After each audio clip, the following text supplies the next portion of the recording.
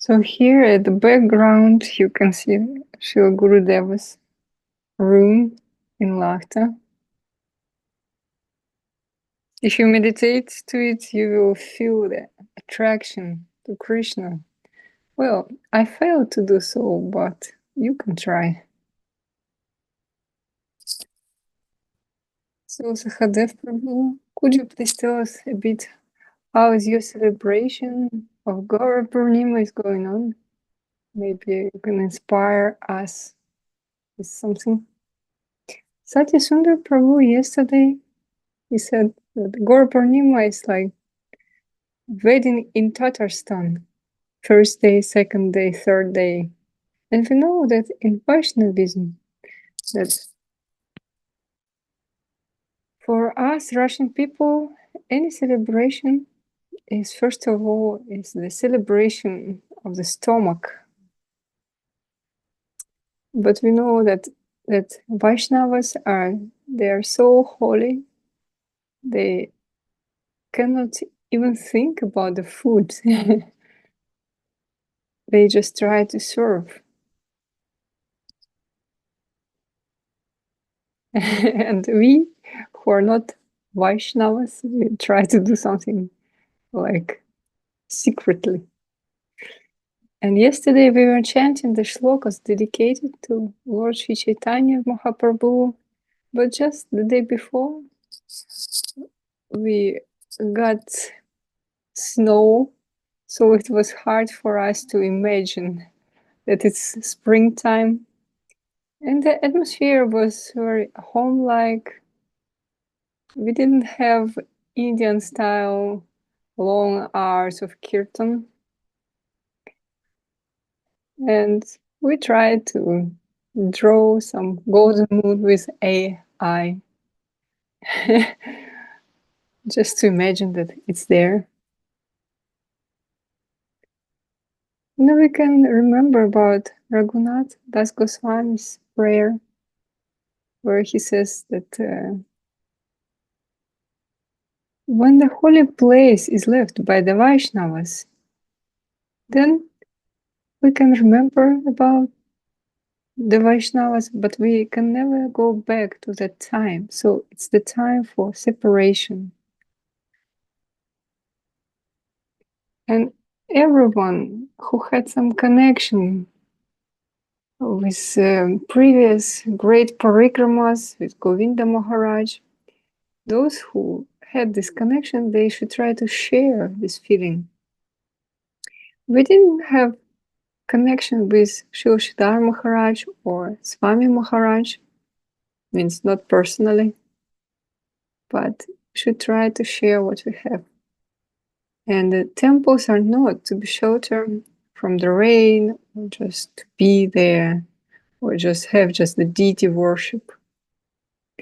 The temples are to come and to hear Harikatha, our teacher's conceptions.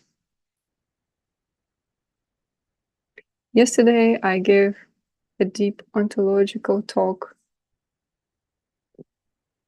But now, as the sun is shining, I don't feel like we should go back to that depth.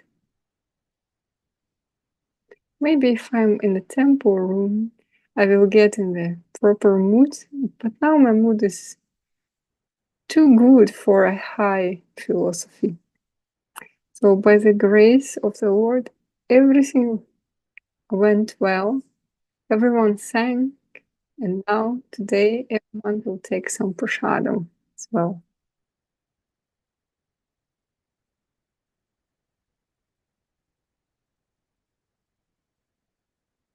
So Narayana says that if some people watch us who don't even know, who don't have a clue who is Lord Gauranga, the golden avatar, just by looking at you, Sahadev Prabhu, they can understand happiness. You just need to sing and take prasadam, and that's enough. Yes, actually, Gauranga gave us very accessible practice. Chanting, dancing, and why golden word? Because golden means mercy. And when Krishna wants to learn the heart of Srimati Radharani, then they come together and they become Sri Chaitanya Mahaprabhu. Krishna is actually very narcissistic, and when he sees his own reflection, he thinks, "Oh, how beautiful I am." So, but he wants to know what's Radharani's feelings towards him. And when he learns this, he wants to spread her glories all around the world. And Hare Krishna Mahamantra, it's the address to Radha and Krishna, to both of them.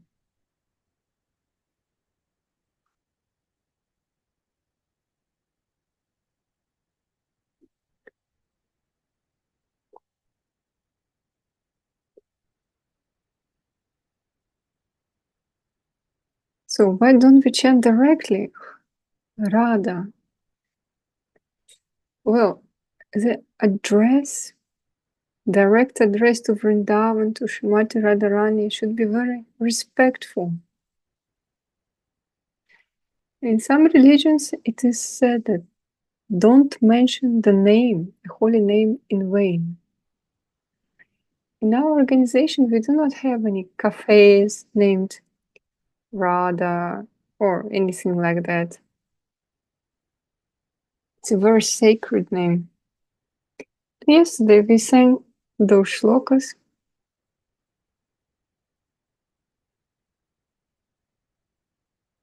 and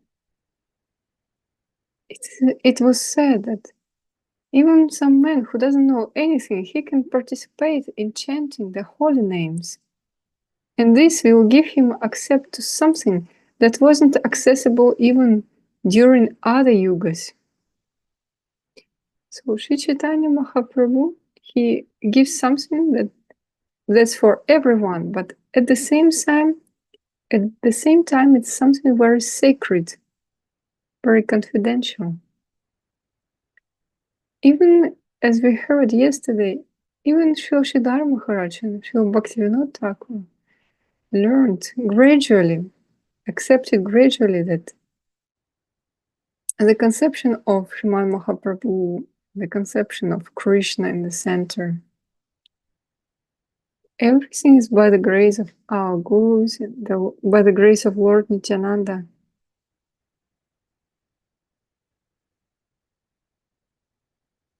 And of course, you cannot be spiritually positive every time. But Rupa Goswami says, try to be enthusiastic in your spiritual practice.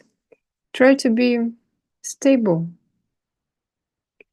The disciple is known as Lakhu, and the guru is known as guru, means heavy.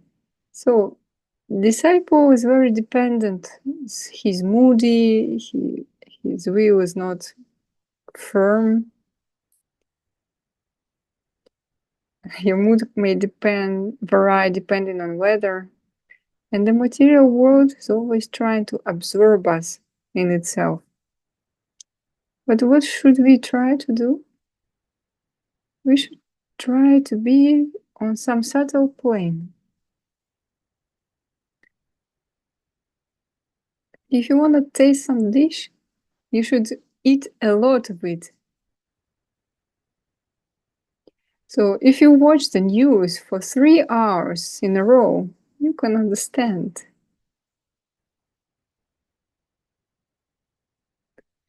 That we are in a coma. So the material world is about the negative. No one will buy into the news if they are about something good. News should always proclaim that our time is short and the end of the world is nearby.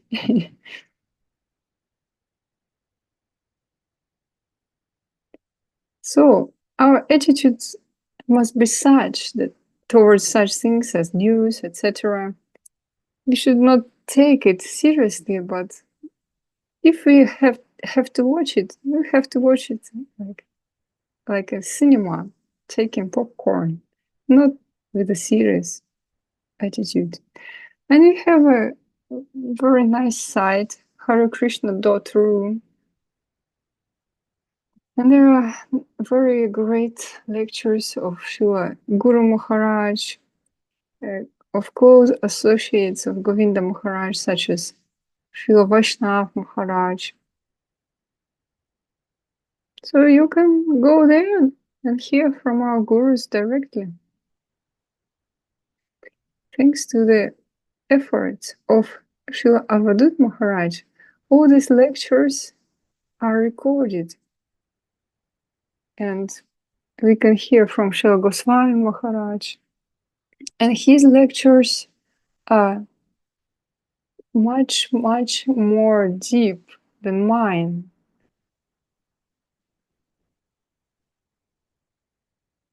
It's like singing to the original Beatles, listening to the original Beatles, and listening to how your wife is singing Beatles.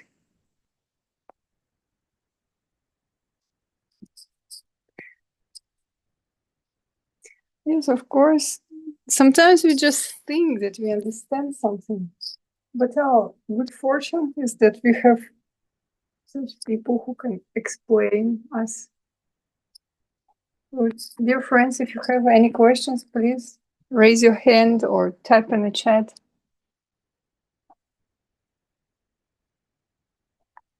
Paramananda Prabhu is eager to ask the first question.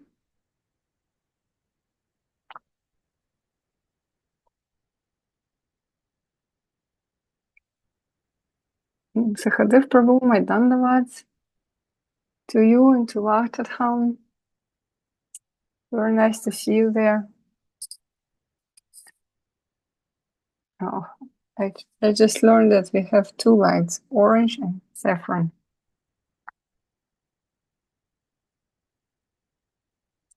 It's the lights for acharyas and for brahmacharyas. I have a very practical question. I'm very glad to be online with you, because when I listen to such lives, I got very much inspiration for myself.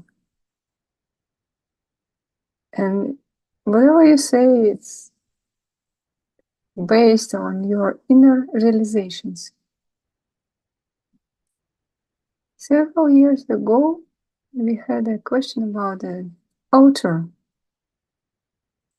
And you said that sometimes those who just start practicing, like neophytes, they put on their altar everyone, Shiva, Krishna, Vishnu. So my question is, I'm a neophyte, and I understand that inside of my practice, inside of my spiritual life, I understand how to follow Guru. I understand how I believe in Guru. This faith into Guru is clear to me. I understand how I proceed according to the instructions. But when we talk about the Lord, I understand that there is a great space, great distance between understanding Guru and understanding the Lord. So on my inner altar, I've got just a Gurudev, but not Krishna. And for me, it's quite clear and harmonious. But how to put any like other high ideals there? Doesn't it make any sense? Should I do this or not? So we should understand that our inner world, it's not a room where you can put chairs in a particular order. We know that Nityananda reveals himself through Gurudev, then everything is passed to Sri Chaitanya, to Sri Radha and Krishna. But it doesn't mean that each time we want to think about Vrindavan, then the whole chain should be intact. We are not robots.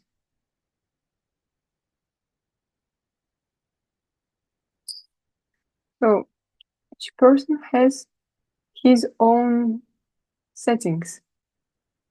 Which place in his inner world Gurudev takes, where the Lord is there. Where is Krishna? Where is Mahaprabhu there? Vaishnavism is quite individual. There is no hard and fast rules, like I should pray to Krishna in such circumstance and to Mahaprabhu in these ones. As Vaishnavas say, for Madhyamadikari, or the devotees on the middle stage, it's okay to realize that the Lord is far. In the beginning, you may think that, oh, Krishna is so close, and the Vaishnavas, they're temporary. And as soon as I reach the Lord, I don't need them anymore. But then, when you've got deeper realization, when you're in the middle group, Madhyamadikari, you will understand that the Lord is revealed more in the Vaishnavas, in the devotees. And we will get the ashraya, the shelter, in the devotees.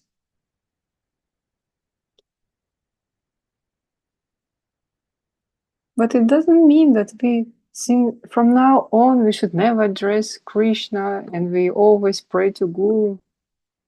There is no such a setting or preset. We know that the real devotee never asks for any protection or about some material things. But can we pray to Krishna about such things? Yes. Is it a high Vaishnavism? No, but we can do so.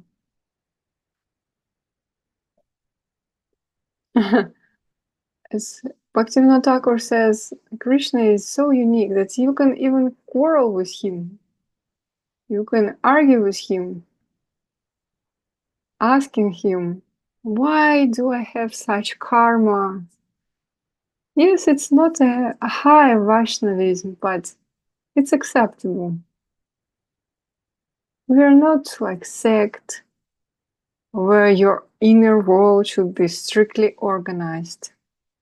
Even when we get to chanting Maha-mantra, Srila Maharaj says that we are concentrating on the sound. We are not trying to imagine anything. But just some people, they need to imagine something or to have some picture in front of their mind. But we do not beat them for that. Of course, they are not playing hide and seek with Krishna. No, but we just got the explanation. Krishna is far away from us. But we can pray to both, to Guru and Krishna.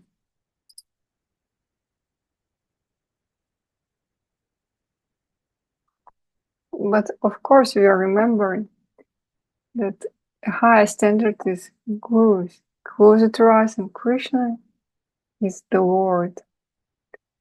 But sometimes Guru puts us such a task that we need to pray to Krishna to help and fulfill the will of Guru.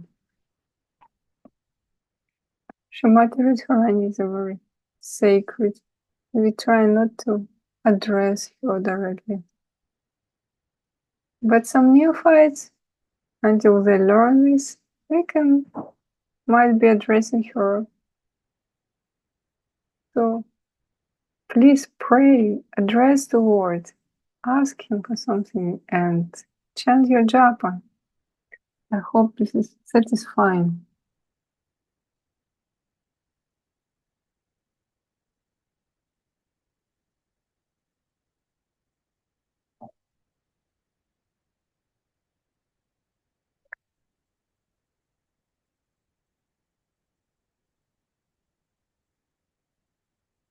Thank you very much, Sahadev Prabhu.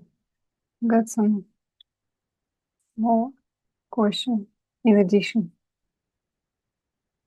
Recently, in one of the lectures, I've heard that Goswami Maharaj said, It's a question about the Krishna consciousness in general. And the devotees play a very important role in our understanding of Krishna consciousness. Because the Lord, for us as neophytes, is less important than the devotees.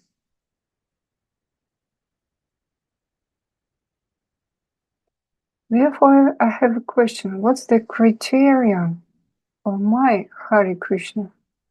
I've got the understanding of Guru and the Lord who's far away. So, is Hare Krishna, as I understand it, the real one? Oh, Krishna consciousness is unlimited. And if we couldn't understand anything, there would be no sense in any lectures or books. It's just natural that when we communicate with the devotees and when we listen to the classes, then we feel this connection with Krishna consciousness. But we do not consider it to be like the highest stage, that we got everything, we understood everything.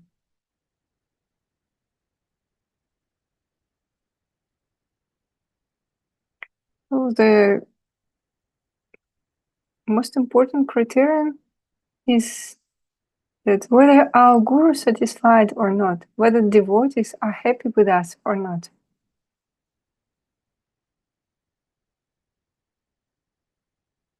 And some of our feelings are not so important, but whether the devotees are happy with us or not, that's another question.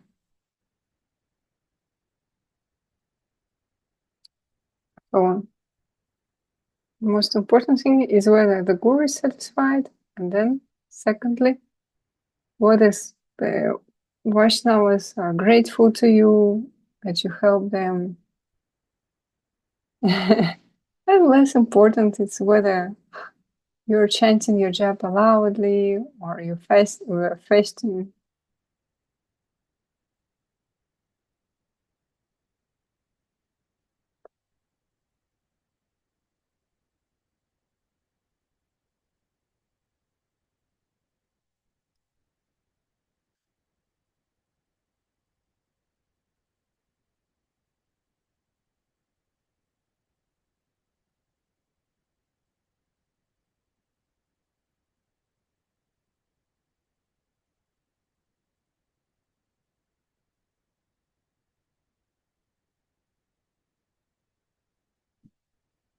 So the question from Gunality, why we were told about Srimati Radharani? Because the wise men who were listening to Shukadev Goswami were much more qualified than us. Well, that's why Mahaprabhu came as the most merciful. He gives the highest to the most fallen.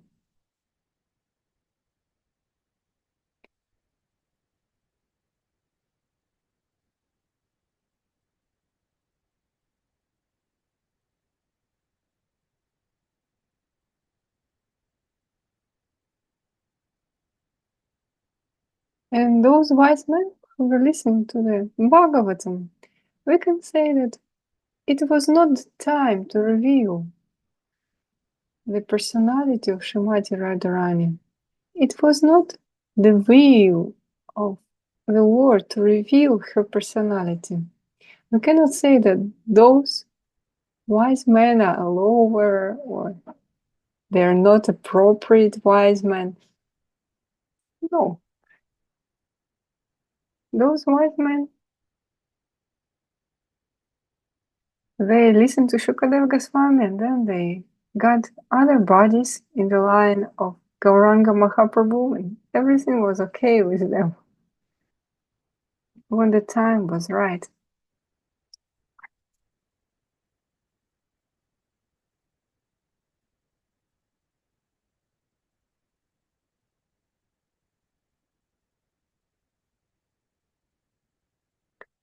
Another question is, it is said that gopis are not searching for the private meetings with Krishna. But we know that gopis came to him personally when he played his flute. So, how to explain that?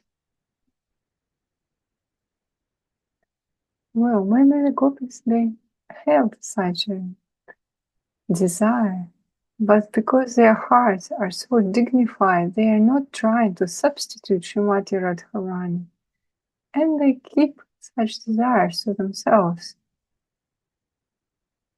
Also in Vrindavan, we know that there are many different moods, and at one moment you can run to meet Krishna, like when the gopis heard that there are gonna be rasa dance. Some husbands try to hold their wives from going there, and just that just the bodies were left in the husband's hands. And the gopis in subtle bodies, they visited rasa dance anyway.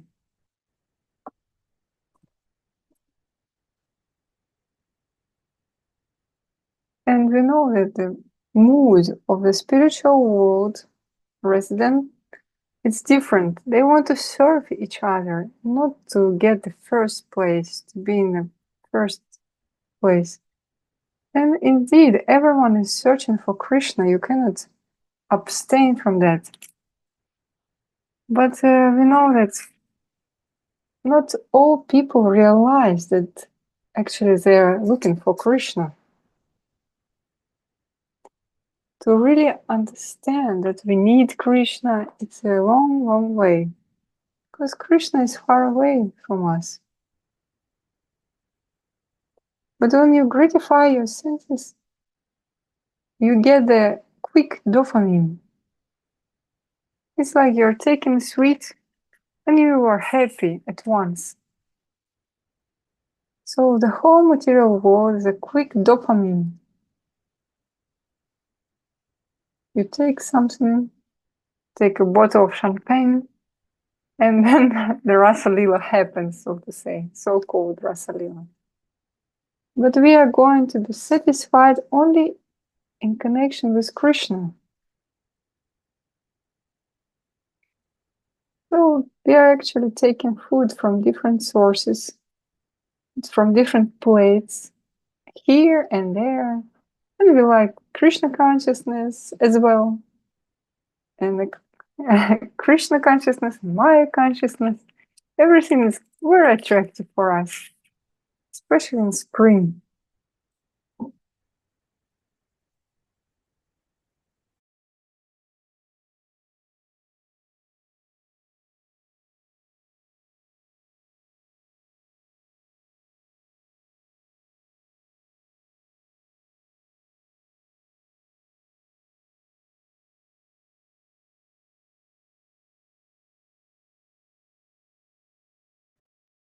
Thank you very much for the question, Sahadev Prabhu. I would ask more on the topic. We recently spoke to one woman who recently got initiation. And she said, I felt recently the mantra, and I didn't know what to reply. Because on the one hand, we are practicing a lot and we say, oh, I feel nothing. Oh, that's a good sign. But then how to understand that you chant your mantra properly if you don't have any feeling? Srila Govinda Maharaj says that some feelings should come, otherwise there is no sense in it. And Bhagavad Gita, it is said that it's a very sacred knowledge, and when you learn this knowledge, you feel the happiness. But our spiritual experience very tiny. And if you try to think a lot about it, we can just get in the jungle of your own ideas. So Saraswati Thakur wanted to prevent his disciples from getting into such jungles.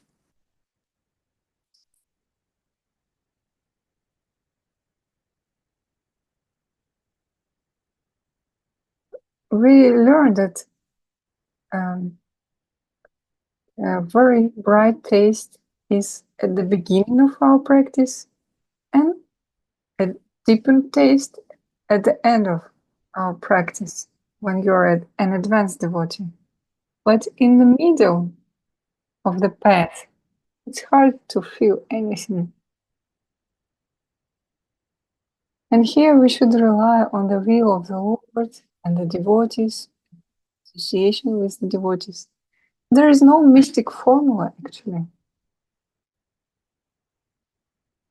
It doesn't say like at least 3 devotees should help you, otherwise that's not enough to save you from the material world. No, it's okay that man was some taste to japa or to kirtan. Just in our line, we do not put it on the spot. We do not show off. And we know that sometimes when you boast, you can lose it. We should understand that our feelings are just like us. We know that Madhusudan Maharaj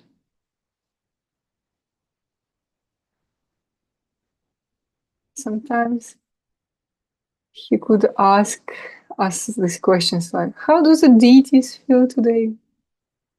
Or Bhakti Lalita asked, oh, what place attracts you in Vrindavan? And we see that they overestimate our spiritual taste. And I thought, oh, Bhakti Lalita, I just recently became vegetarian. Let's wait with such type of questions.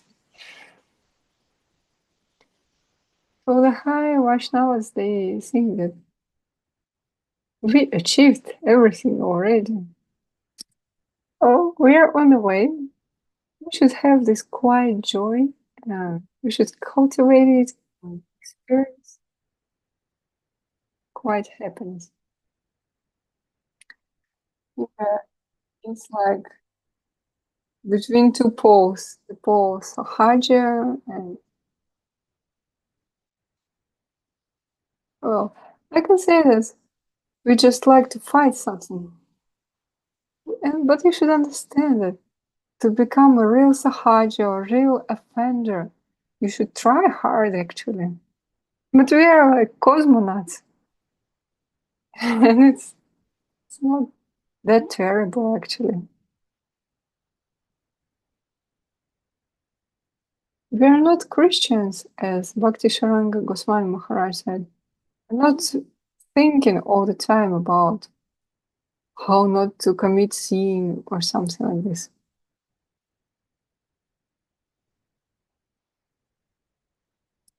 We are not inspecting each word we say or think about. Just some rare people have the absolute acceptance of Krishna consciousness. But here in St. Petersburg, the majority of people might go to Krishna temple, then to Buddhist datsang, then to do some other practices. So, shall we kill them all? No. Depending of what guru and what devotees are around us, we can have either good or bad impressions of Krishna consciousness. And Jesus Christ himself said, if there is no love amongst you, there is no spiritual life. So, in the same way, in Krishna consciousness, we should try to find those who inspire us. And we should associate with them. There is such a joke that despite all of our efforts, Krishna consciousness is still being spread across the globe.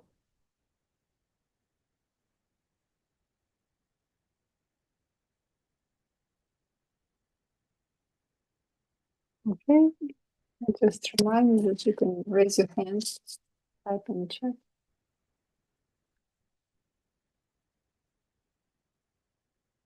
So you just said that it depends on the guru a lot, and each guru has his own accents.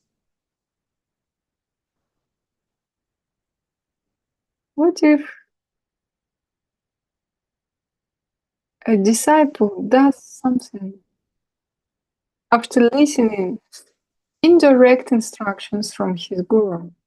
For example, some gurus, Madhusudan Maharaj, he doesn't accept vipassana, or other gurus doesn't accept something else. So isn't it guru aparada if you go against such general instructions? Well, I don't remember what guru aparada is. It would be something serious. When you do not obey the instructions of guru, that's not good. We hear that it's hard to find a perfect guru, but it's even harder to find a perfect disciple. The first thing Srila Sridhar Maharaj asked of Srila Gurudev when he first came to the mat, it's, are you prepared to listen to me and not your own mind? And Govinda Maharaj said, yes, of course. But then he said, in time I realized how hard it is. Now human civilization is changing, it's postmodern, and in 90s there was a fashion of radical Vaishnavism. Sun in the sky, king in the country, and guru is everything. If in ISKCON some guru left or failed, so to say, it was a tragedy for his disciples. And if guru gave some instructions, it was a directive for his disciples. In the contemporary world, Hare Krishna is a bit more mild. I believe in Krishna and Vishnu. Here I agree with my guru. Here not really. And I have my own opinion on other things. Well, I don't know whether it's good or bad. But of course, we cannot get back to the times of Srila Narottam Das Thakur. Now it's the time of transformational games and so on. Maybe not everyone is eager to die to live, but we are eager to play in these transformational games and get some prophecy from Bhagavad Gita.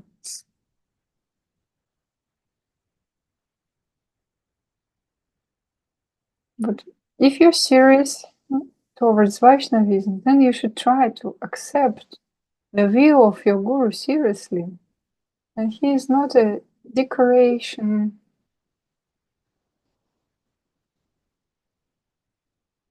And we know that before some people came to Lahta saying, I've left all my previous life, I want to live in a temple.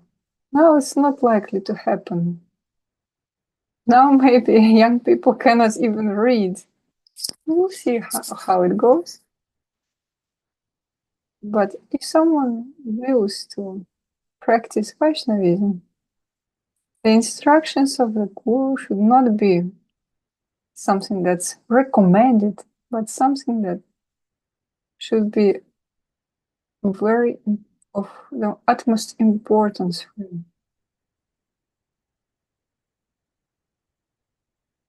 If someone has mixture of ideas in his head, that's his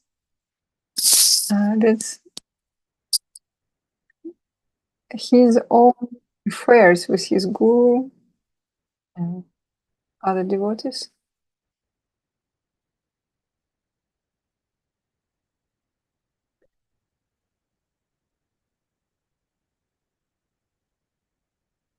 And I don't feel actually that it's my business to rectify somebody.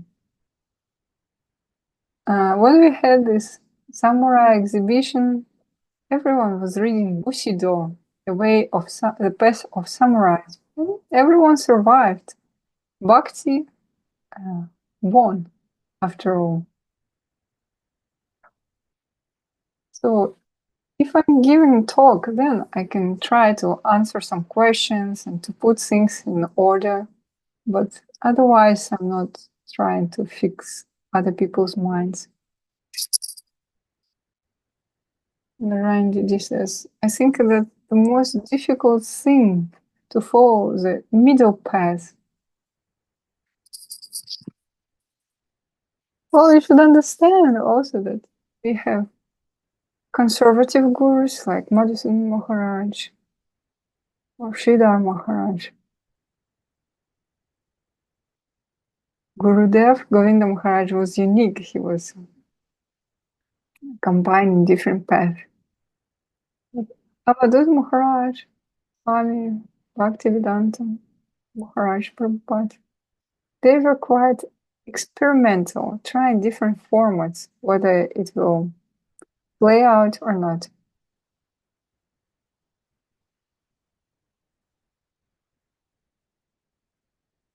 Swami Maharaj first tried to make all his disciples family people, then he was disappointed at that. Avadut Maharaj also tries to experiment with different formats. And if he says something, it doesn't mean that it's carved in stone, and you cannot try to ask him once again. He's like a trainer. He can give you a lot. And if you cannot cope with it at once, that's okay.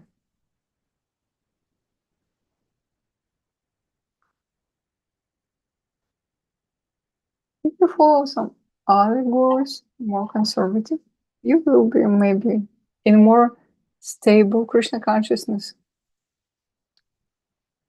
If you follow such experimental type of guru like Avadhuta Maharaj, should be prepared for the experiments.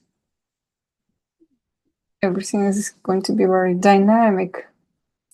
Oh, thank you. Your words are very soothing, like honey for my soul.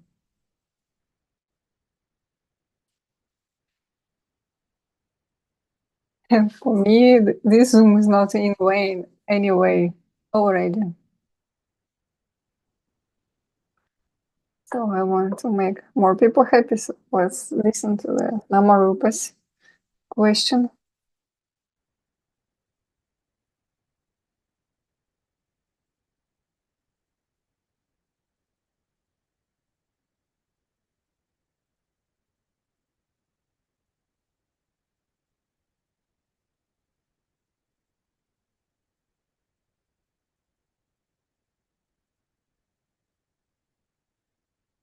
Congratulate everyone. It's a holiday. We also have not quite springish weather. We're in Siberia, but we celebrate as well the second day. I'm very happy to see you all on this live Zoom.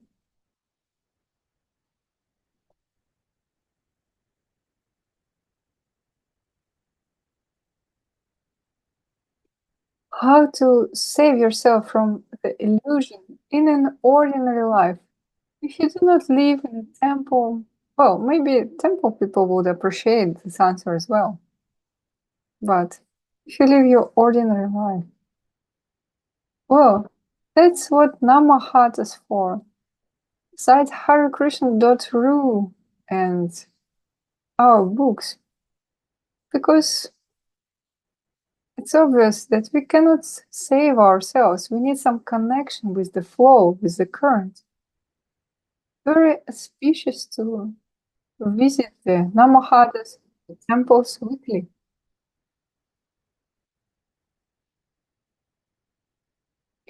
And when we receive some wave of Krishna consciousness, when we walk out, we try to stay in touch.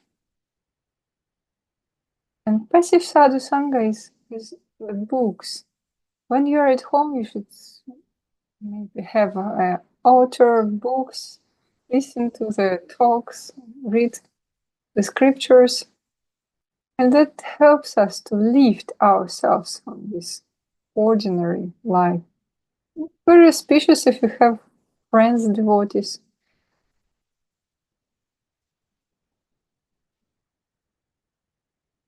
Not any communication is sadhu sangha. If you're discussing where to buy cheap things, that's not sadhu sangha.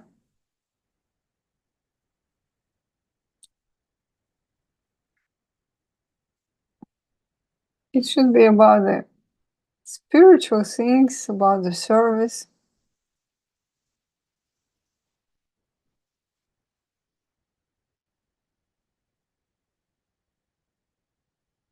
If you have friends, devotees, that's in any way, some spiritual topics will pop up, even against their will.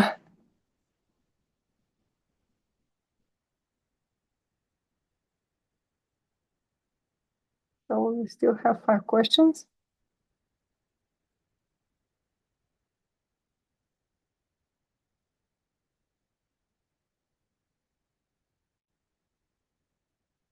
Yeah, I know if the Zoom is too long, then 2 people are happy and 8 people are watching.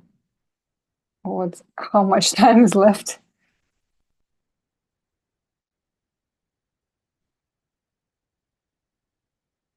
Yesterday we were talking with one DD, and she said that there is one offense of the holy name, to preach to those who do not have faith. And also we are not advised to associate with the materialists. Then what? If no one associated with me before initiation, I wouldn't receive it. So how to understand it properly? It's a multi-dimensional, very good question.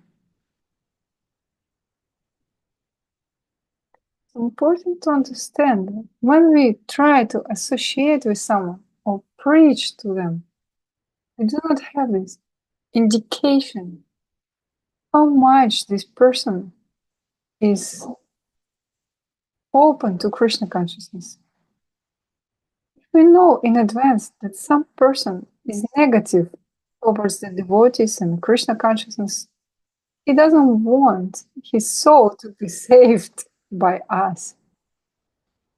We should not disturb him. Well, some preachers, they might have this inspiration. I want to convert this demon. But for us, it's important to understand that some people are in the train and they want to eat some eggs and discuss some politics, and we don't have inner feeling to preach, then it will be same reaction. If you try to try some preaching, they will not receive it. And it's gonna be offense. Actually, that's the situation.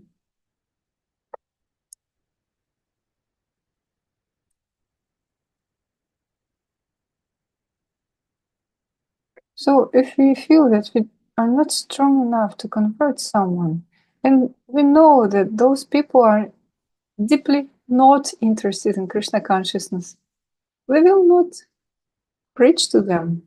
If we know that our neighbor doesn't like incense, we will not burn incense near her door. And of course, preaching is everything, but you should know that in preaching in any association, there are two sides: accept association and give association. If you are talking with a materialist, you should give association.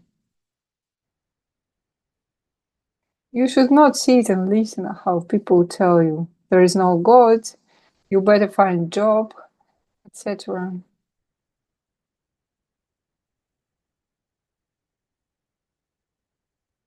And it's important that we are not trying to act on our own accord or just rely to our own strength. We try to give connection with the higher, stronger Vaishnavas.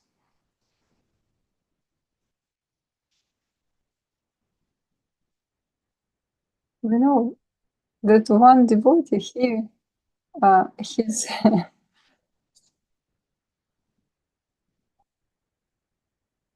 he was always preaching to the Christians, and he even converted several of them.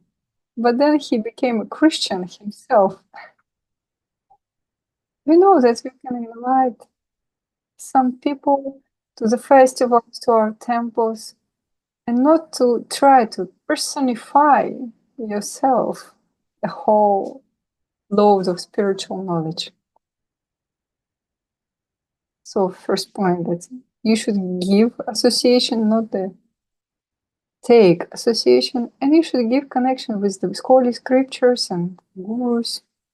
And second point is, if we understand that obviously a man is quite negative to the Lord or to Krishna consciousness, we should not disturb him. But if suddenly you have a fiery inspiration to do so, then you can try. Maybe then something will be good out of it. That's the general principle.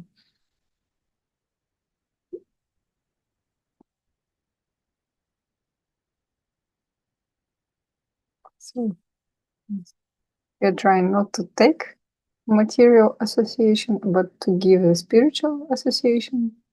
And if we know in advance that someone is quite offensive, his mood, we try not to disturb him. Usually we just try to find out first what's the mood, what's the situation.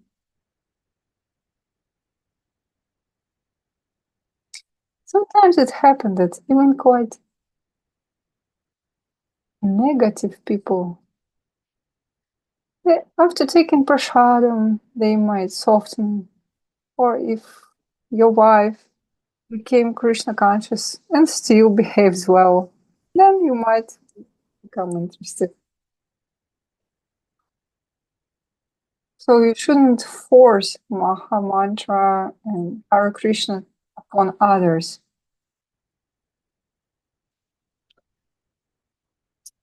Doesn't mean to not to preach at all.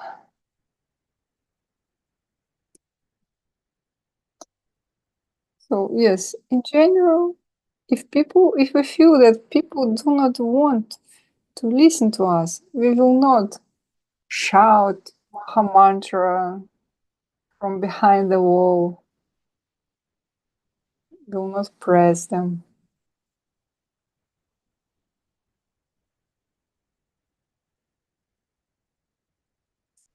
Sometimes people just say that, oh, those who are without initiation, they are all materialists.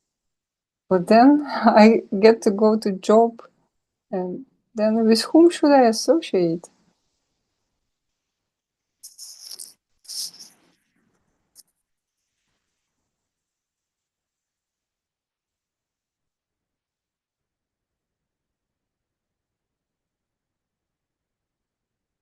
Well, actually, that's true. We're a sect who prohibits its adepts to associate with the material people.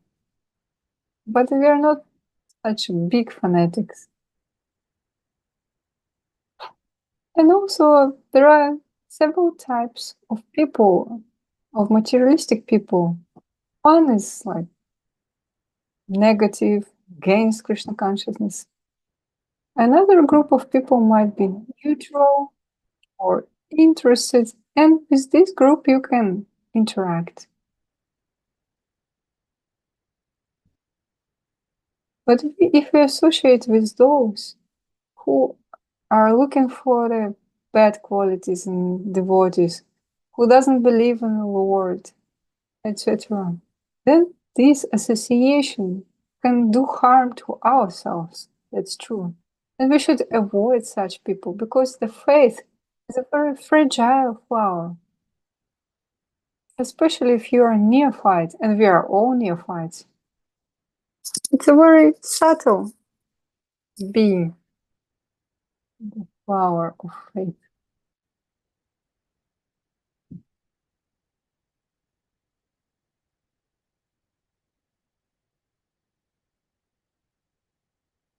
And we should understand that people who live in such negative thoughts, they are unhappy themselves. Because if a man is harmonious, he feels quite happy and he is not disturbed, not aggressive. Lord is not existing, Krishna people, sarks, etc.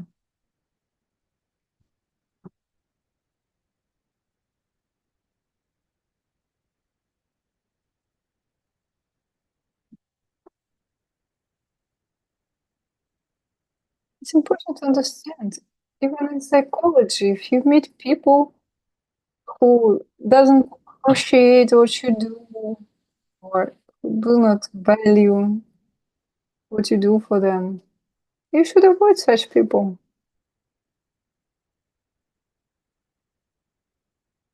And if some people they do not value our faith, our spiritual practice, and they see Vaishnavas,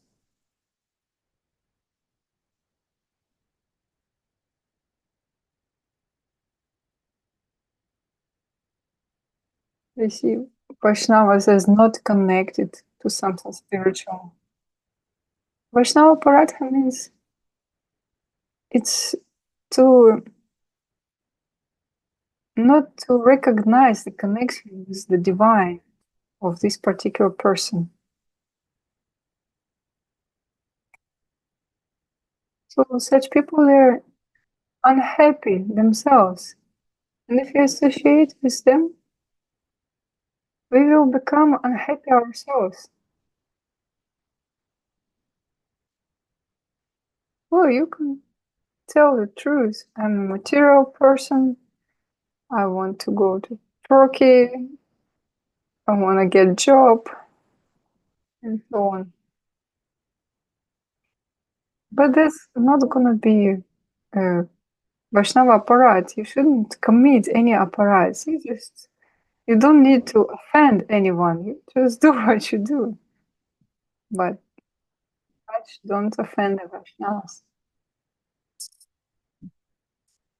I think you gave us great examples, Sahadev Prabhu, and your examples are very hard to forget. And yeah, you cannot survive without humor, actually. I was very happy to see you all. And please listen, watch, and read Hare site.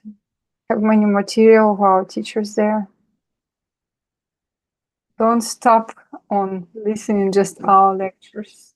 Listen to our gurus as well. And I congratulate you all with Gaura Purnima. Today we have feast in the house of Mother Shachi. Celebration is going on. My congratulations to you all. Jai.